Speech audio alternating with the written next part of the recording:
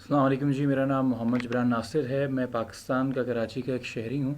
और ये जो इस वक्त मैसेज रिकॉर्ड कर रहा हूँ, इस वक्त जो गुज़िश्ता 2 दिनों के अंदर पाकिस्तान में कराची में बिलखसूस 400 से ज़्यादा लोगों की जान जा चुकी है मौसम की वजह से, हीट स्ट्रोक की वजह से। और ख़ास करके चूँकि रमज़ान है, लोग रोज़े रख रहे हैं और दिन में पानी नहीं पीते, बावजूद इसके कितनी भी धूप और गर्मी हो, और उनको एहसास भी नहीं होता कि वो बीमार हो रहे हैं। इससे पहले कि मैं हीट स्ट्रोक की बात करूं और लोग उसके लिए क्या कर सकते हैं, और एक कोई पब्लिक मैसेज टाइप देने की कोशिश करूं जो कि गवर्नमेंट की तरफ से कोई इकदाम हुआ नज़र नहीं आता, एक बहुत इंपॉर्टेंट बात जो नोट करने की यहाँ पे है कि हम ये कह के सुन सुन के थक गए कि जी 10 साल का रिकॉर्ड टूट गया गर्मी का कराची के अंदर, मगर हमें ये नहीं पता कि टेक्नोलॉजी इतनी एडवांस हो गई है कि अगर आप किसी भी रैंडम वेबसाइट पे चले जाएं जहाँ पे वेदर फोरकास्ट आता है, तो कम से कम 10 दिन का फोरकास्ट आपको अवेलेबल होता है। तो कुछ और नहीं, अपने फ़ोन के ऊपर नवाज़ शरीफ या कायम अली शाह देख सकते थे कि अगले 10 दिनों के अंदर कराची में गर्मी का क्या आलम होगा, और उसको मद्देनज़र रखते हुए क्या कोई पब्लिक सर्विस मैसेज हमें रन करना चाहिए हीट स्ट्रोक के बारे में, क्या हमें इंतज़ाम करने चाहिए। वो बेशक आइस बकेट्स हों, वो टावल्स हों, वो मिनरल वाटर की बोतलें हों, वो ORS के बारे में आम इंफॉर्मेशन देना हो, या हम जो रमज़ान ट्रांसमिशन करोड़ों की लगा रहे हैं, ये न्यूज़ चैनल वाले जो हर न्यूज़ के अंदर बताते हैं मौसम का हाल, इनको भी फोरकास्ट पता होती है। ये बड़े बड़े चैनल्स हों जिन पर बड़ी बड़ी अफ्तारियाँ होती हैं, बड़े बड़े इनाम दिए जाते हैं, जहाँ बड़े बड़े आलिम आते हैं, क्या वो बैठ के इस बारे में बात करते?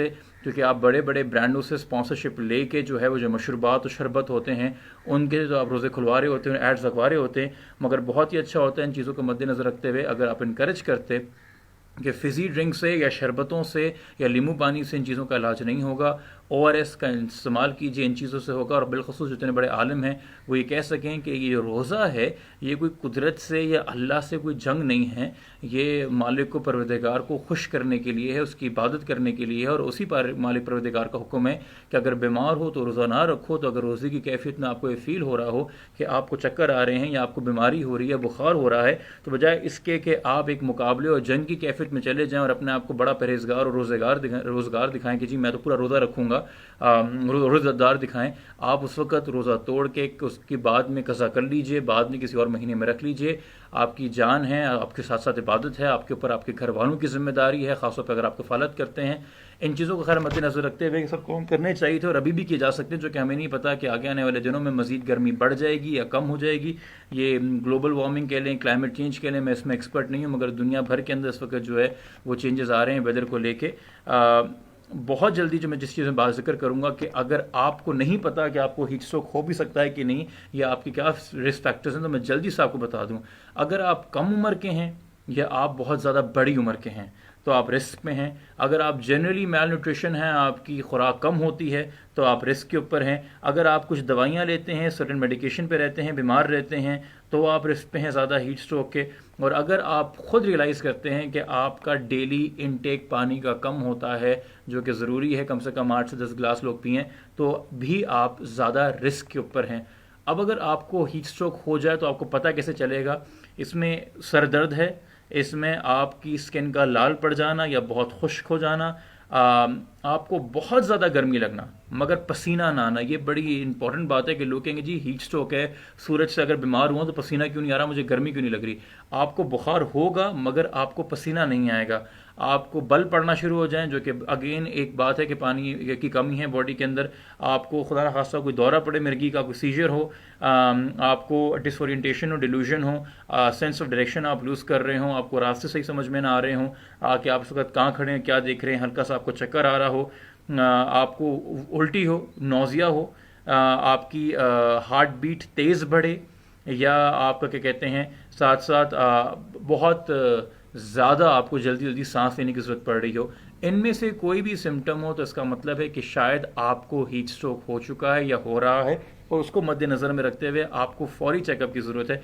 अगर आपके ख़ानदान के अंदर किसी को हीट स्ट्रोक हो जाए, वो बीमार हो जाए, बेहोश हो जाए, या डिसोरिएंटेशन हो, खुद ना हो, फौरी तौर पे इससे पहले कि आप उसे अस्पताल ले जा सकें, जो आप घर में फौरी चीज़ कर सकते हैं कि उनकी बगलों में, उनके पैरों के नीचे, उनकी गर्दन पे, उनकी कमर के अंदर जो है आइस पैक्स रखिए ताकि बॉडी हीट निकाली जा सके, जिस्म से तपिश कम की जा सके। ठंडे टावल रखिए उस रास्ते में जब तक आप किसी को अस्पताल लेके जा रहे हैं।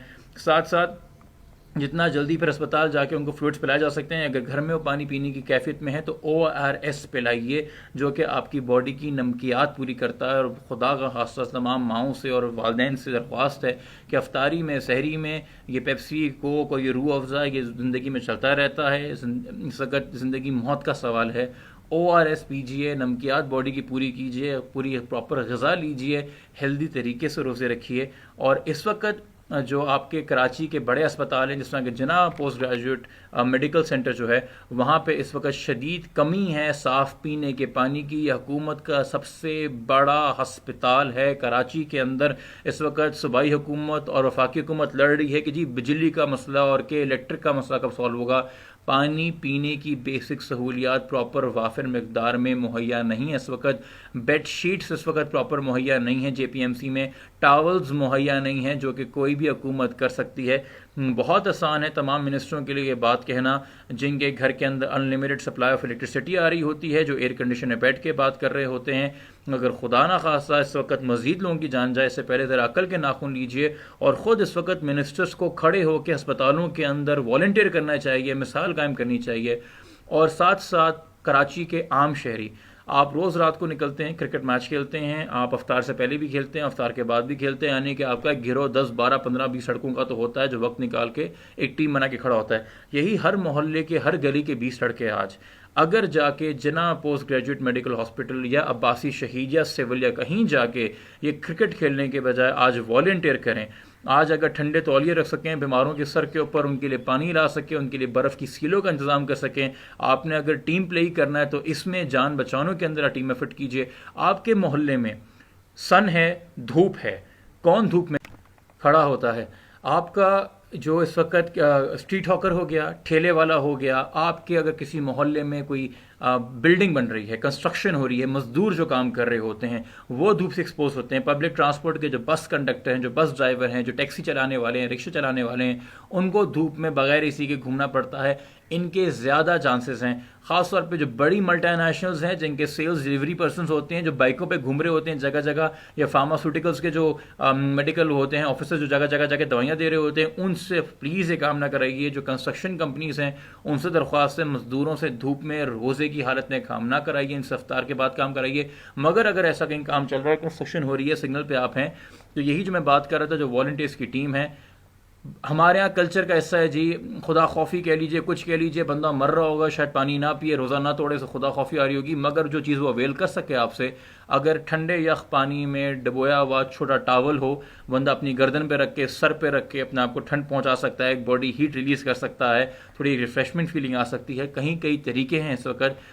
वो लोग जो गाड़ियों में AC अवेल करते हैं, घरों में अवेल करते हैं, जो इस वक्त लिटरली नहीं महसूस कर सके कि कराची में कितनी गर्मी पड़ रही है। हमारे लिए कहना आसान है, फेसबुक पे अपडेट करना आसान है, horrible weather, horrid conditions, melting, ये वो, मगर अल्लाह का शुक्र है कि हमारी ज़िंदगी इतनी डेंजर में नहीं है, चूँकि घर में फिर भी AC चल रहे हैं, बिजली कम आ रही हो तो पंखे चल रहे हैं, हम चार दीवारी में बैठे हैं।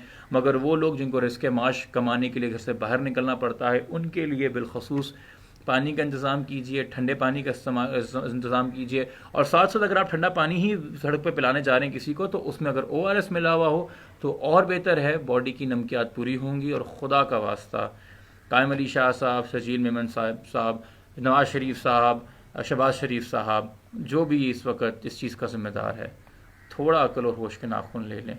वेदर फोरकास्ट 10 दिन पहले आती है, आज पता चल जाएगा अगले 10 दिन में कब बारिश है, कब गर्मी है, कब सर्दी है। लाशों के गिरने का इंतज़ार करते हैं, मीडिया के शोर मचाने का इंतज़ार करते हैं। पहले मेजर्स ले लिया कीजिए। 400 जानें ज़ाया हो गई हैं, एक मजाक की बात बन गई है। एक बैठे बैठे मुल्क के अंदर एक मैसेकर हो गया है, कोई दहशत गर्दी से भी बड़ा वाक़या हो गया है।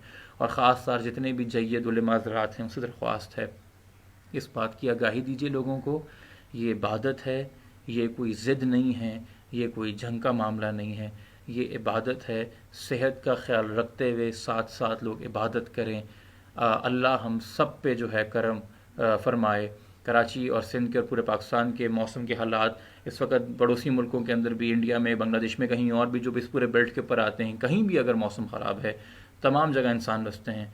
अल्लाह इस माह मुबारक में हर एक को बाइस रहमत बनाए, बाइस रहमत किसी के लिए ना बनाए। और बारिश के ज़रिए भी जो है वो अपनी नेमतें बरसाए हम के ऊपर और ठंडा मौसम दे, और ख़ास तौर पे वो लोग जो कि जिनके घर बिजली नहीं है या अप्लाइंसेस नहीं हैं, उनके लिए महीना आसान फरमाए। आमीन। पाकिस्तान जिंदाबाद।